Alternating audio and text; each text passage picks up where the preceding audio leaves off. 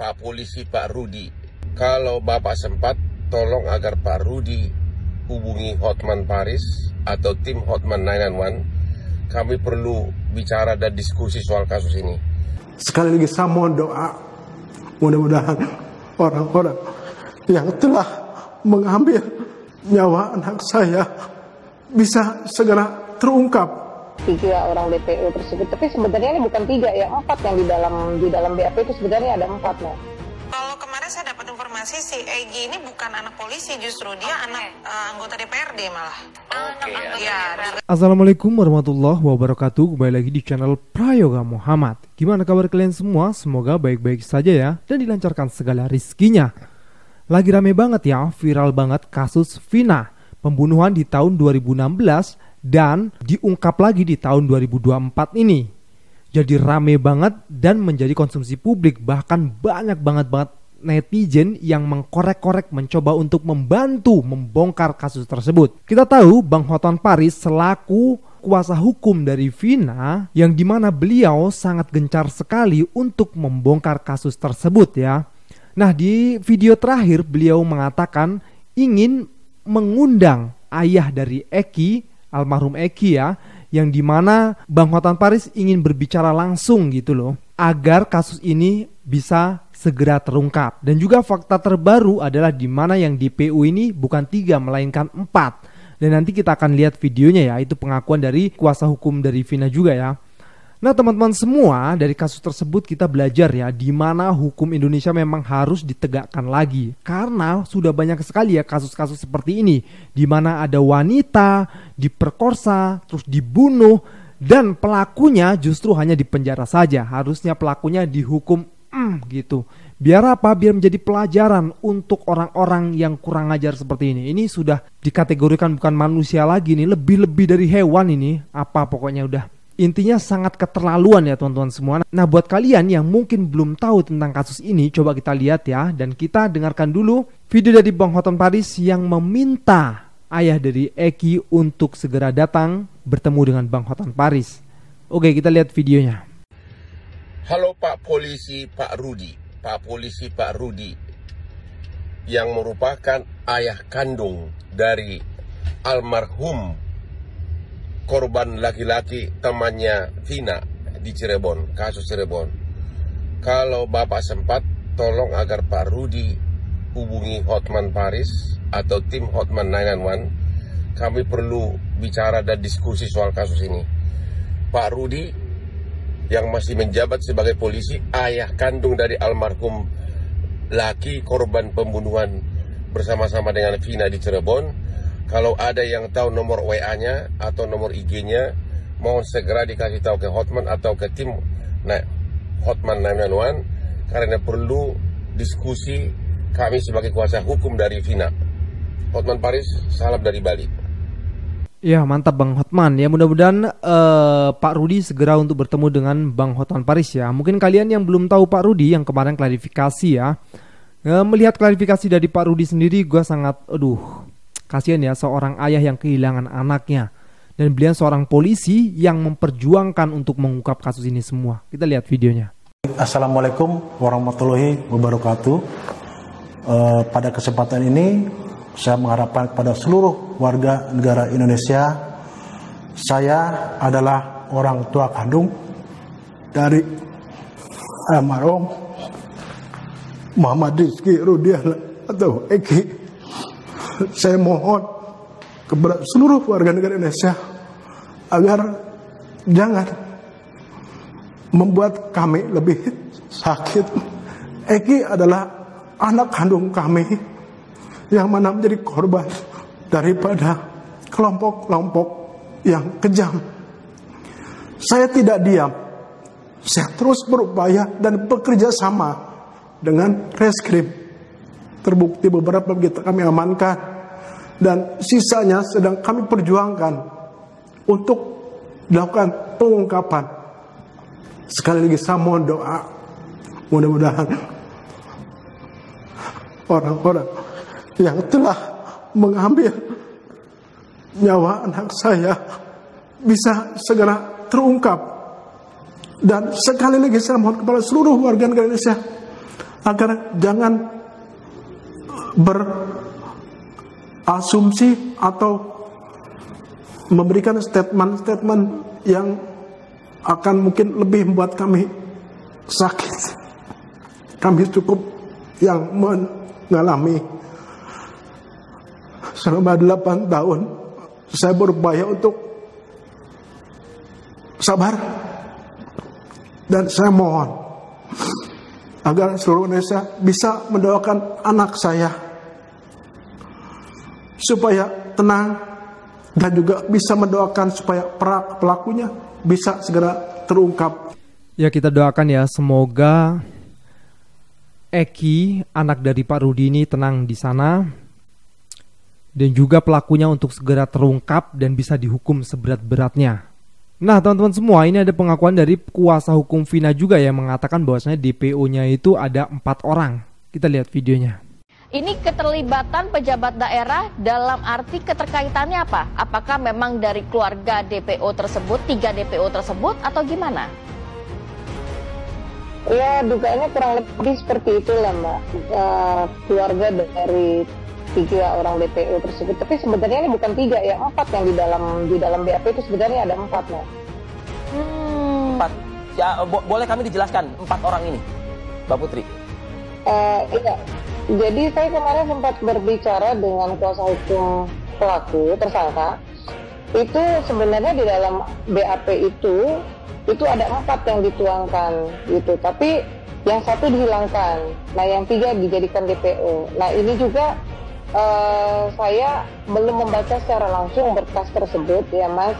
Mungkin dalam waktu beberapa hari lagi lah saya akan dapatkan informasi validnya. Nah, ini saya dapatkan dari keterangannya Pak Jogi ya, selaku kuasa hukum yang tersangka, menyampaikan justru, Mbak, di dalam berkas itu ada 4 orang tersangka, bukan 3. Nah, pertanyaannya kenapa yang 1 orang ini dihilangkan? Nah, ini yang masih misteri kami. Oke, ya, makanya ini juga kita juga kepo juga jadinya ya, Mbak ya. Masyarakat publiknya kepo juga. Jadi kalau ada 4 itu berarti 1 Perong alias Peggy. Lalu ada Andi, lalu ada Dani. Nah, yang 1 lagi ini siapa kalau berdasarkan Bang pengacara tadi? Beliau tidak menyebutkan nama, cuma nanti beliau menyampaikan silakan Mbak baca sendiri aja, begitu. Oh baik gitu, nanti saya pelajari gitu. Nah tuh, terlihat ya, ada 4 DPO-nya. Jadi yang 1 belum terungkap siapa ini. Mudah-mudahan untuk segera ya. Oke teman-teman semua, kita lanjut lagi videonya. Egy, pelaku dalam kasus Vina, kira-kira siapa backingannya? Kok nggak ketangkep-tangkep sampai hari ini? Kasus Vina almarhum Cirebon, apakah benar salah satu yang DPO tersebut anak seorang mantan bupati? Kalau identitas dari keluarga Egy sendiri sudah diketahui juga dari netizen, mungkin informasi-informasi atau informasi gitu? Ya, kalau kemarin saya dapat informasi si Egy ini bukan anak polisi, justru dia anak anggota DPRD malah. Iya, duganya itu anak. Dan mereka daerah Cirebon. Aduh, opini dan narasi-narasi di luaran sana yang sedang berkembang mengenai kasus Vina dan Eki ini ya, terhadap 3 pelaku lainnya ini semakin dahsyat, semakin tidak menentu arahnya ya. Ada yang bilang 3 pelaku lainnya ini adalah anak mantan bupati, anak DPRD Cirebon, anak polisi, anak pejabat, banyak lagi yang berkembang ya. Sebenarnya siapa sih? Anak siapa mereka ini? Kok 8 tahun mereka bisa tidak ketangkap-tangkap? Karena saya yakin tidak ada ya backingan yang terlalu kuat di Indonesia ini. Mau kasus siapa? Setia Novanto. Mau kasus siapa lagi? Ferdy Sambo, Teddy Minahasa. Siapa? Kemarin Rafael Alun sama anaknya Mario Dendi, ya kan? Terus juga AKBP Akhirudin sama anaknya juga. Masuk juga, gol semua. Asal diviralkan oleh netizen, oleh kawan-kawanku semua, ya. Ditekan terus, dibantu up terus, saya yakin pasti ini terungkap. Dan juga untuk kawan-kawanku yang warga Cirebon yang mengetahui mungkin ada kerabat rekannya, kasih tahu up agar ada keadilan buat Vina dan juga Eki dan juga keluarganya.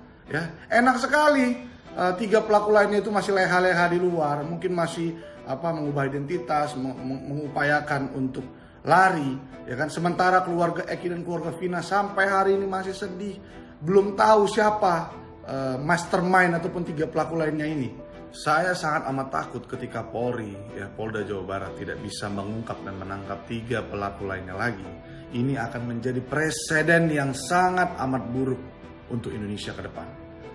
Jadi saya sangat berharap dan seluruh masyarakat Indonesia sangat berharap kasus Eki dan kasus Vina ini dengan bantuan Mabes Polri, sekarang Polda Jawa Barat sudah dibantu oleh Mabes Polri, bisa mengungkap dan menyelesaikan kasus Vina ini sampai ke akar-akarnya. Terima kasih semuanya. Gimana menurut kalian kawan-kawan? Coba tulis di kolom komentar. Ya, mantap sekali teman-teman semua. Kita sebagai netizen harus angkat terus ya kasusnya ya. Kalau udah viral kayak gini, netizen terus mengkorek-korek dan meng-up terus. Jadi viralnya itu kasus ini terus gitu ya. Otomatis dari pemerintahan juga sigap cepat untuk bekerja menangani. Tentu dengan hal itu kasusnya pasti akan terungkap. Gue yakin pasti akan terungkap. Oke teman-teman semua, kita lanjut lagi ke videonya. Kalian udah nonton kan klarifikasi ayah almarhum dari Eki, yang mana beliau ini menangis selama 14 atau 15 detik itu. Aduh, gue ngeliatnya sampai gak tega gitu ya guys ya. Dan beliau ini kelihatan banget tertekan. Dan beliau ini pesan supaya kita gitu ya, netizen Indonesia, warga negara Indonesia, biar gak terlalu banyak berbicara yang aneh-aneh gitu kan. Karena keluarga itu sudah sakit dan merasa kehilangan, katanya seperti itu. Dan beliau minta kita supaya mendoakan gitu ya guys ya. Agar seluruh Indonesia bisa mendoakan anak saya supaya tenang, dan juga bisa mendoakan supaya pelakunya. Dan gue yakin banget banyak banget yang sependapat dengan gue kalau posisi ayah dari almarhum ini sangat-sangat sulit ya, karena beliau ini kan bekerja di kepolisian gitu loh, terus anaknya jadi korban gitu loh, dan seakan-akan netizen itu menjudge gitu kan, kalau kepolisian kok kerjanya begini kan gitu ya guys ya. Tapi gue yakin niat netizen itu baik karena hanya ingin mengungkap kasus ini terang benderang, karena netizen segitu keponya dan melihat ini adalah ketidakadilan. Kita hidup di negara hukum. Dan kok bisa gitu loh, 3 pelaku ini kok bisa lepas gitu loh. Ini gue cuman penasaran aja sih, itu ketiga pelaku itu sadar gak sih kalau yang dilawan itu netizen se-Indonesia Raya? Kalau kasusnya ini sudah bikin kepo se-Indonesia Raya. Dan netizen Indonesia itu luar biasa loh. Kalau kalian lihat tuh komenan ya, yang ada di mana-mana, wetonnya Egi aja udah ketahuan, wajahnya yang mana aja udah ketahuan. Itu dari semua platform udah di-spill. Bahkan yang namanya Linda itu sampai ada fotonya lagi, foto di depan posternya film Vina, kemungkinan itu. Bahkan video waktu pas si Linda itu kesurupan aja, itu ketahuan. Bahkan ada yang bilang, enggak itu namanya bukan Linda, itu namanya Indah. Ini itu bakal dikorek, dikulitin satu-satu. Dan ini baru ngomongin netizen, belum ngomongin paranormal. Udah berapa paranormal yang berkoar-koar sekarang. Salah satunya Wirang Birawa itu udah mulai nge-spill tuh. Belum lagi Hotman Paris. Ingat ya, sekelasnya Ferdy Sambo sama Rafael Alun aja tumbang. Yakin bapakmu yang kau bilang di chat itu kalau itu benar kau? Yang bilang tenang udah diatur sama bapakku, gak usah banyak ngomong. Yakin bisa? Kalau kata gue mah ini tinggal soal waktu doang, bakalan ketahuan gitu loh. Jadi mendingan ngaku cepet-cepet daripada lu nyiksa diri gitu kan. Aku aja udah. Selamat pagi. Ini ada mainan baru, Jess. Saya punya mainan baru. Kalau kemarin urusan masalah kecelakaan Subang, sekarang urusan Linda kerasukan. Saya stit karena saya tidak melihat video-videonya ya. Cuman saya langsung ketika dengar bahwa ada film Vina dan kemudian kasus Vina terungkap dari orang kerasukan. Nah, saya mau cut di situ dulu ya, saya mau cut. Jess, ingat baik-baik. Ya.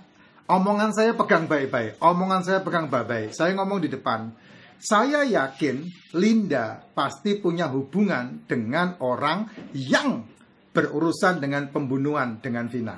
Itu pegang omongan saya. Kenapa? Karena bicara masalah kerasukan, saya salah satu orang yang tidak percaya roh manusia atau kerasukan itu terjadi. Saya tunjukkan Kenapa saya tidak percaya Vina kerasukan rohnya? Kenapa saya tidak percaya Linda kerasukan rohnya Vina? Karena orang yang sudah mati, dia langsung pergi ke Hades, tidak ada berkeliaran. Makanya, tapi tidak tahu ya di pemahaman agamamu seperti apa, saya tidak tahu ya, itu urusanmu. Tapi saya mau jelaskan dengan cara saya bahwa orang yang sudah mati itu blek, tubuhnya kembali ke tanah, rohnya kembali kepada yang empunya. Ingat, ada dua makhluk yang diciptakan oleh Sang Pencipta yang memiliki ruh yang kekal. Yang pertama adalah ruh malaikat. Malaikat itu roh. Malaikat dicipta dan kekal. Yang pertama. Yang kedua, manusia dicipta, dia mati, baru kemudian dia punya kekekalan. Makanya ada hukuman setelah kematian. Itu manusia. Itu bedanya manusia dengan malaikat. Dengar dulu aja pemahaman yang saya sampaikan. Jadi, ketika Vina meninggal, Vina mati, maka rohnya kembali kepada Sang Pencipta. Ya, kembali kepada Sang Pencipta, dikumpulkan dalam satu tempat yang namanya Hades. Dan kemudian nanti di akhir zaman dia akan dihakimi. Itu pemahaman yang kamu harus pegang dulu. Sehingga, maaf banget, yang merasuki Linda bukan rohnya Vina, tapi psikologinya Linda yang paham betul siapa orang-orang di balik pembunuhan itu. Sehingga ketakutan itulah yang mempengaruhi dari psikologinya Linda, sehingga dia mengungkapkan yang tidak lengkap. Kenapa? Karena ceritanya dari orang-orang yang dia kenal. Nah, kamu buktikan omongan saya ini benar apa tidak dari kepolisian yang membuat penyelidikan. Ya, saya hanya bisa menerangkan sebatas itu supaya kamu waras jadi manusia, tidak dibodoh-bodohi dengan yang namanya roh-roh gentayangan, Jess. Roh-roh gentayangan itu tidak ada. Yang ada adalah psikologi orang tersebut yang menakut-nakuti dirinya dengan ketakutan-ketakutan yang dia ciptakan. Titik, omongan saya sampai di situ. Membuat kamu kontroversi, silahkan. Ya, saya ceritakan ya. Saya ceritakan, ada seorang raja di Israel. Raja ini luar biasa hebat, namanya Saul. Ketika Saul ini ditolak menjadi raja Israel, lalu Tuhan memerintahkan seorang nabi yang namanya Samuel. Dan Samuel memilih Daud atas izin Sang Pencipta untuk mengangkat Daud menjadi raja. Nah, kemudian Saul ini tidak terima, Samuel mati. Nah, ketika Samuel mati, Saul pergi ke dukun. Dan dukun itu kerasukan dengan rohnya Samuel. Saya kasih tahu, itu bukan rohnya Samuel, tetapi rekayasa dukun itu yang menjadi seolah-olah Samuel. Sehingga Saul berkata, wow, itu Samuel. Sedangkan Saul tidak tahu, sedangkan Saul tidak sadar. Ya, dan dukun itu dianggap kerasukan rohnya Samuel. Dan untuk itulah maka Saul dimatikan sama Tuhan. Ditolak dia menjadi raja. Karena disingkirkan sama Tuhan. Karena dia percaya kepada arwah-arwah orang mati. Ingat loh, tauhid itu ngeri sekali loh. Makanya saya ungkap sekarang ini, saya membuat kontroversi yang baru. Saya tidak tahu apakah video ini viral apa tidak. Monggo silahkan aja untuk orang-orang yang bisa memahami omongan saya. Apakah kamu percaya atau tidak? Itu semuanya kembali ke kamu. Saya ulangi lagi ya. Sengaja saya state videonya Mbak ini karena Mbak ini lewat di beranda saya, sehingga saya state videonya. Saya ulangi lagi. Ya, saya percaya bahwa Linda ada hubungannya dengan orang-orang di belakang yang membunuh Vina. Linda, saya percaya dia punya hubungan dengan orang-orang di belakang itu. Siapa pembunuh Vina, dia tahu. Sehingga dia memiliki psikologi yang penuh dengan ketakutan, sehingga seolah-olah itu adalah dia merasakan bahwa Vina itu adalah dekat dengan dia, bersahabat dengan yang baik, sehingga dia seolah-olah memperagakan Vinanya langsung ada dalam diri dia. Sedangkan rohnya Vina sudah tidak bisa berbuat apa-apa. Orang yang mati, baik itu matinya menakutkan, mendadak, ataupun sakit, itu sudah mati, sudah selesai urusan sama Sang Pencipta. Nah, Linda ini pasti punya hubungan dengan pembunuh-pembunuh itu. Ya, sehingga dia punya ketakutan tersendiri, dia punya hubungan yang tersendiri dengan para pembunuh itu. Saya tidak tahu siapa, itu urusannya ranahnya polisi, tapi saya berbicara sebagai seorang psikolog yang ngerti di belakang semua ini. Sehingga ini boleh diselidiki dan menjadi sebuah masukan. Jadi, saya jujur Orang yang sudah mati tidak bisa merasuki orang itu dan kemudian bicara dan bercerita. Tidak bisa. Itu kepalsuan yang hakiki. Dan kenapa Linda bisa berbicara seperti itu? Bukan kerasukan Vina, tetapi dia punya ketakutan yang dia ciptakan dalam dirinya karena dia tahu persis cerita yang dia dapatkan dari orang-orang di sekeliling yang membuat dia bisa bercerita seperti itu. Nah, Linda yang diinterogasi pasti nanti ketemu siapa yang bercerita. Siapa yang menceritakan kasus itu. Sehingga dia seolah-olah kerasukan karena tekanan psikologis yang dia alami. Monggo silahkan yang mau melihat dari sisi yang berbeda, komen aja di TikTok saya. Ya, biar tambah rame sehingga orang-orang disadarkan bahwa kita terlalu banyak dikelabui, ditipu, dan kemudian dikasih halusinasi dengan cerita-cerita, ya maaf aja, kepercayaan-kepercayaan yang salah.